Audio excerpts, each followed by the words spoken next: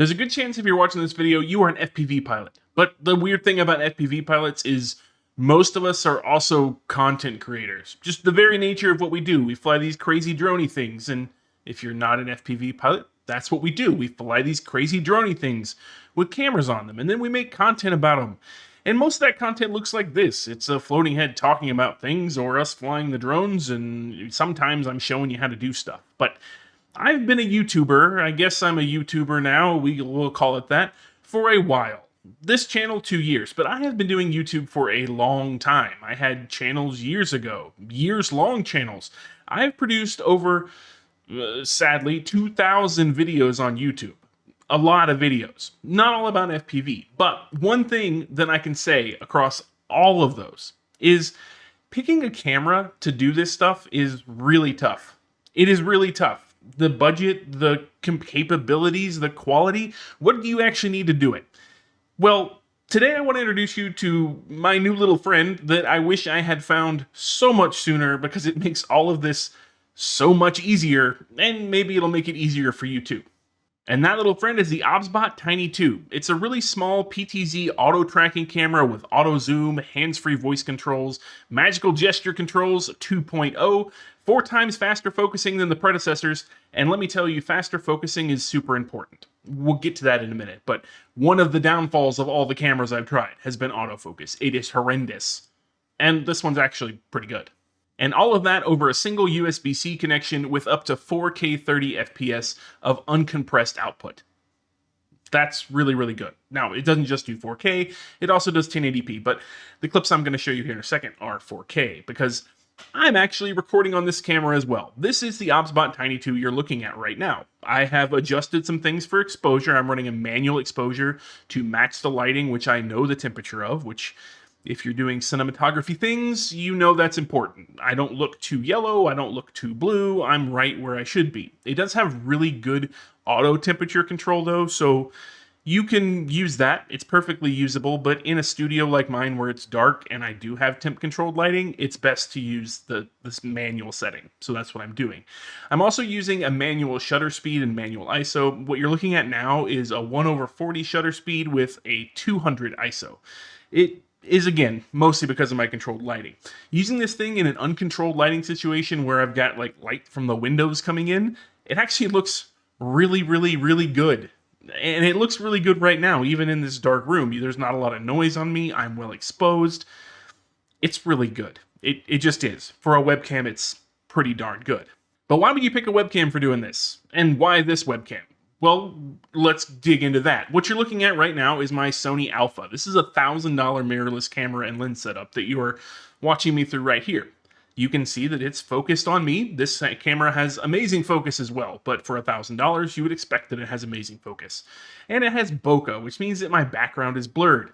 Now, on the Tiny 2, you're not going to get a background blur. It's just the way things work. It has a fixed aperture. We're not going to get into what aperture means, but the camera you're looking at right now does not have a fixed aperture. I have set that aperture to where my focal distance is about where I sit, and the things behind me are blurry. Now, on the Tiny 2, there is the ability to blur your background, and it works really well. The downside to it is that you can only do it in OBSBOT's software, and we'll get into their software in a little bit.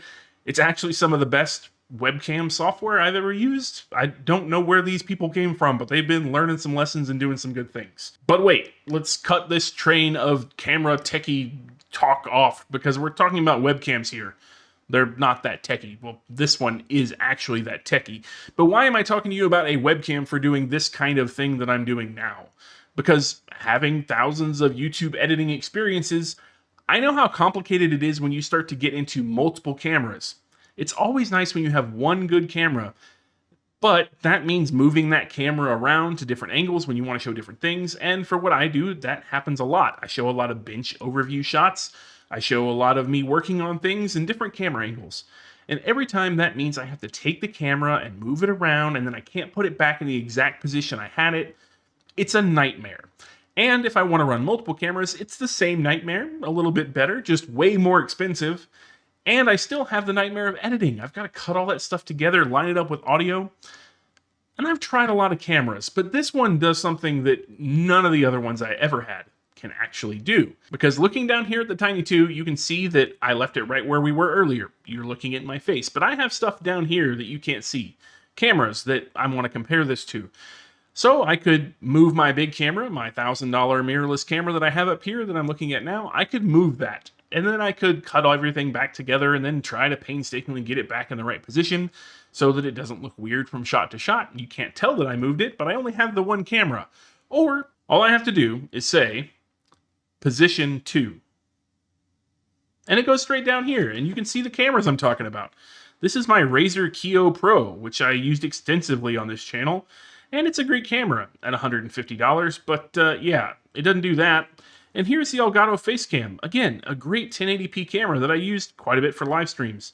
Doesn't do that. And this is even a GoPro Hero 9 that I spent a lot of time using on this channel. It doesn't do that. And that is the beauty of this camera, because it has voice control built in, and it works really well. And inside the OBSBOT software, you can go in and set your own custom positions. You just use the PTZ controls, and you click the position button, and you have 3 options. You can set 3 different positions. But inside there's a whole bunch of other stuff that's actually really useful too. There's things like gesture control, so I can tell the camera to zoom in and out just with my hands. Like, for instance, while I'm talking to you, if I just hold my hand up like this, it will go into tracking mode. Now it's tracking me. If I move, it tracks me. It's like my own camera crew. And then all I have to do is hold my hand up again, and now it's not tracking me anymore. And if I want to give it a position command, I can. There's a couple other things you can do too, like make this symbol, and it will start a zoom process, which is terrifying if you look at me that close. Ah! Okay, I won't make you look at my nose hair from the inside anymore. I know that was probably traumatizing. I'm sorry. No, I will not cover your psychiatry visits. It doesn't work that way. But back to what I was saying. It makes it so much easier to make a video like this because all of the video and the audio is in one stream. And I don't have to put the camera in different positions and cut it and move it and stop it and try to get it back in the same spot again after I move it. It's so much faster to edit these videos. It takes me a long time to edit my videos with my multiple camera setup. It really does. And yes, this $1,000 mirrorless camera will always look better than the sensor in the OBSBOT Tiny 2. But for a webcam, it looks really good. What I recorded in was 4K 30, 1080p, 30, 60. It all looks really good too. And really for YouTube, there's not a lot of reasons to go above 1080p. The reason I shoot all of my stuff in 4K, like you're seeing now, is because I mix in a lot of flight footage from my drones, which is often shot in 4K, so I just go native to native because I can with my equipment. And that's something that these other really expensive webcams don't do at all. There's no 4K on them at all. They're 1080p 60 uncompressed. The Tiny 2 is not. It is 4K 30. Now you won't get 60 out of it, but you will get 4K. It does make everything so easy though that all I have to do is take the file that I'm getting out of Streamlabs OBS, recorded in 4K right now on the computer right there, and chop it up. I don't have to mix different videos and different devices and then try to play colorizer with everything to make it look like it came from the same camera. I don't have to do any of that. It's all in the same stream. And on top of that, you get the ability to have all of the cool voice features I just showed you and the cool gesture features that I showed you and a bunch of things I haven't showed you yet that are actually pretty cool too. Like the ability to do this, which is enable hand tracking. And it comes down here and it looks at my hands. And look, as I grab things, it moves with my hands. Now that was a little bit quick there, but you can set all this stuff up. And that means that no matter what I'm holding, it's always going to be in the shot, which is really cool. You know how hard it is to get a good lined up shot while looking overhead at something? And that is super helpful, back on the Tiny 2 again, if you didn't notice, for doing things like product reviews and showing things off. But it has a lot of other settings too. It has a setting where if you have a whiteboard behind you and you go walk up to it, it will actually look at what you're writing on the whiteboard and it'll fix a lot of things like aspect differences in the whiteboard and square it out, where you can see the whiteboard even if the camera's not dead onto it. And it can still track you at the same time. And then it can also track your upper body, lower body, head, torso, whatever you want it to do, because it uses AI-generated algorithms, AI that was trained, and then all those things were put into this camera so that it can find your body parts and know what they are. Don't get weirded out by that. It's not looking at your body parts. It is just identifying and tracking them with the power of AI training. It's actually really cool, and I haven't seen it before at any other camera. I own a lot of other gimbal cameras. Let me get one for you real quick.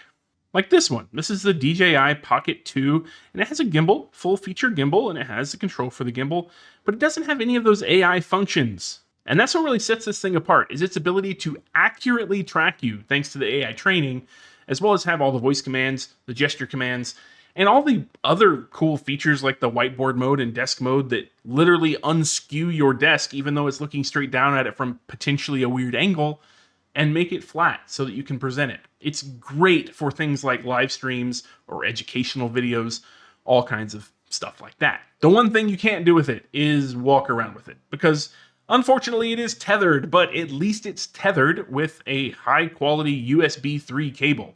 And that USB 3 cable is high speed. I have mine plugged into a 10 gigabit USB 3.0 port on the back of my computer, and I get perfectly fine 4K 30 video. It does a terrific job. But now that we've heard about all the features and seen all the cool things, before I tell you the price, because this does cost money, I didn't know if you were aware of the cost of a product. It does indeed cost money. I'm going to cover some of the other features that aren't really made for me, but are maybe made for you and are still really cool.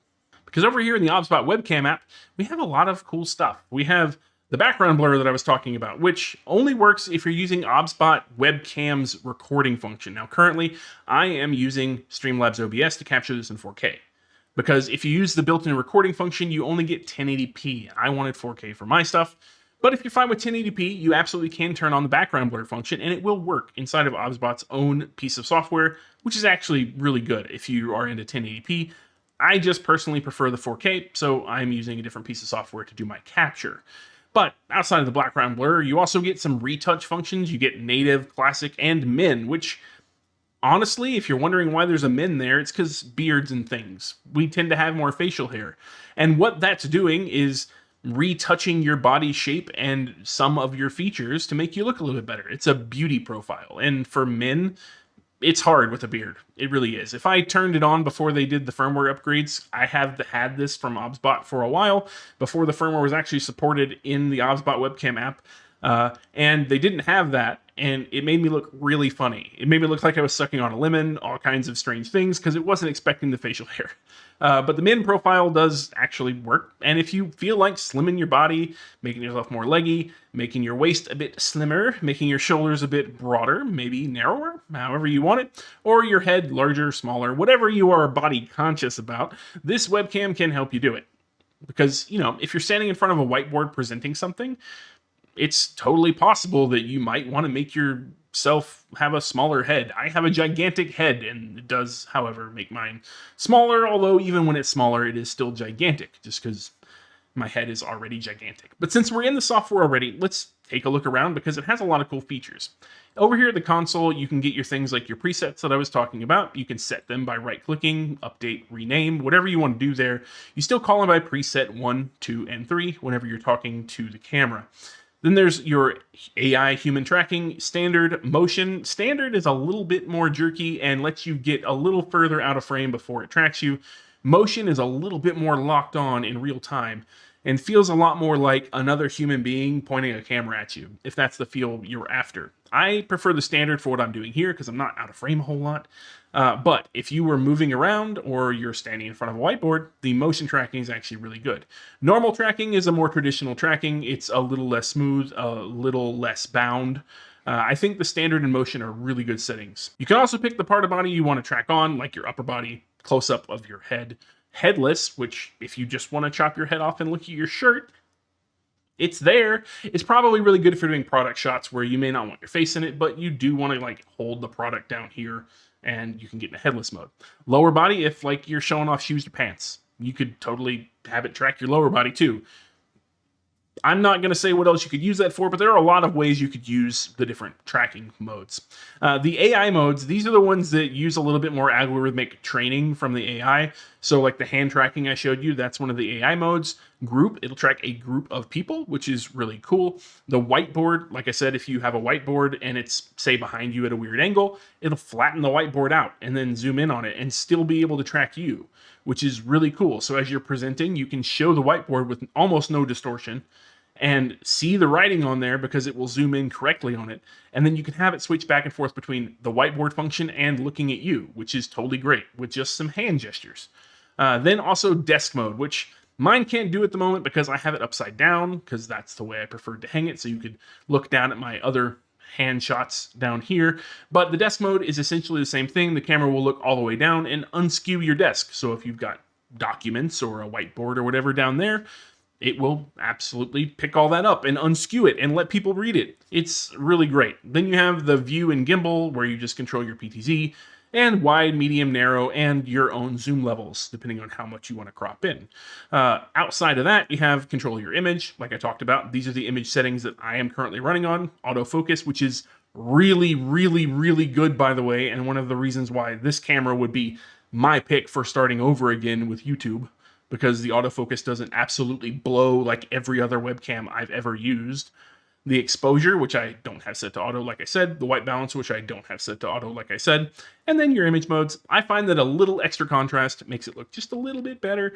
They do have all the way up here at the top, if it's in here hiding, HDR. It's coming soon. It's not here yet, but once we get HDR, I might not need as much contrast because I'll have high dynamic range between the lows and the highs, and things might look a little bit more like I want them to. But for now, I'd recommend just bumping up the contrast a tad, because it does make it look really, really good. It's actually really good software. I'm super pleased with the software quality here. I was not expecting a lot out of it because I had never played with OBSBOT stuff, but they have really learned from the Tiny 1 and all the other series of cameras they have put out. The Tiny 2 is really the epitome of all of it.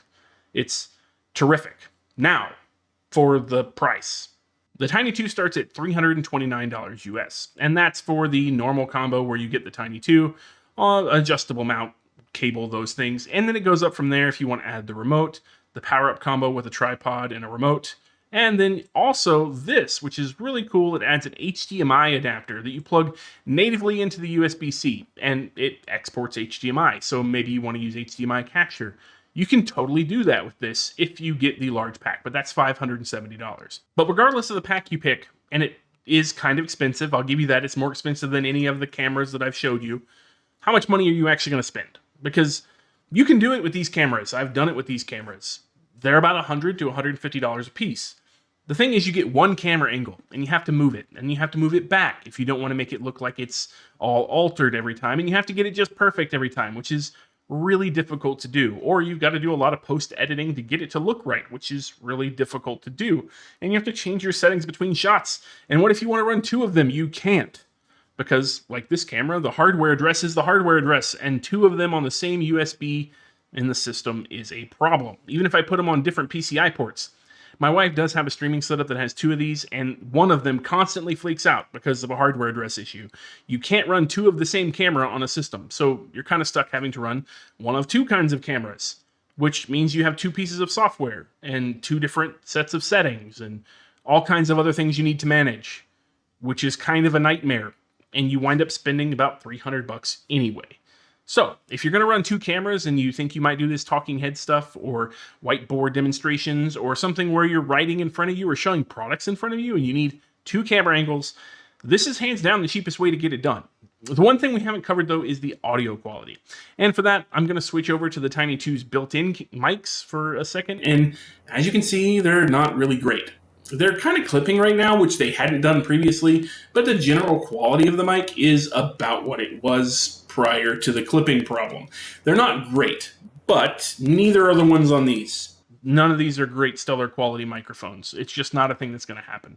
All the audio you're hearing is coming from my HyperX Quadcast here, and I do have the Elgato mic over here too. I have messed with a bunch of them. So I'd recommend that you get a second USB microphone to get the audio, or maybe a wireless lavalier.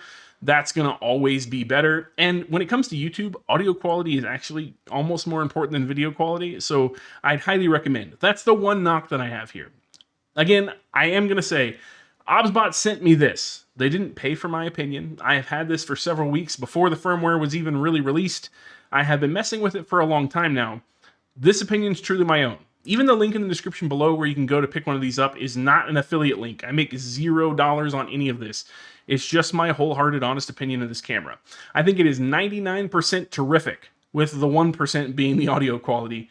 is pretty lacking. If there was going to be one upgrade to a Tiny 3 in the future, I'd love to see a pair of stereo capsule mics that do a good job on this. It might make it a little bit bigger, but it's worth it, because not having to buy an extra mic would be ideal. But everything else about it is terrific. I wish I had found it a lot sooner. And let me know in the comments below if you're an aspiring YouTube creator, an FPV pilot that wants to get into doing these kinds of things, but you have just had trouble picking that equipment. Let me know in the comments below if this might be something that helps you out. I think it would be something that would totally help you out.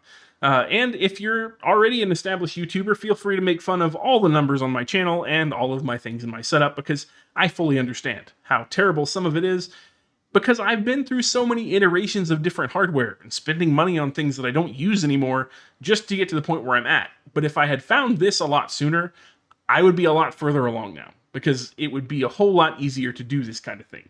It's never going to be for the person that wants to do outdoor shots, but if you're doing stationary shots with multiple camera angles, there is no way to beat this one for the cost that I have found. So yeah, it's totally worth trying. And that's all I've got. Thanks OBSBOT again for sending this to me. Completely free opinion here. No paid promotion. I like it.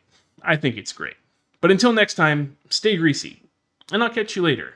But wait, there's actually one more really cool feature that makes a lot of sense for the end of the video like this. It's the privacy feature, where the camera puts itself away. It rolls itself into the base, hides its lens, and makes it to where nobody can accidentally see through it unless you know about it, which is actually pretty cool for privacy. So to end the video, I'm going to tell it to go to sleep.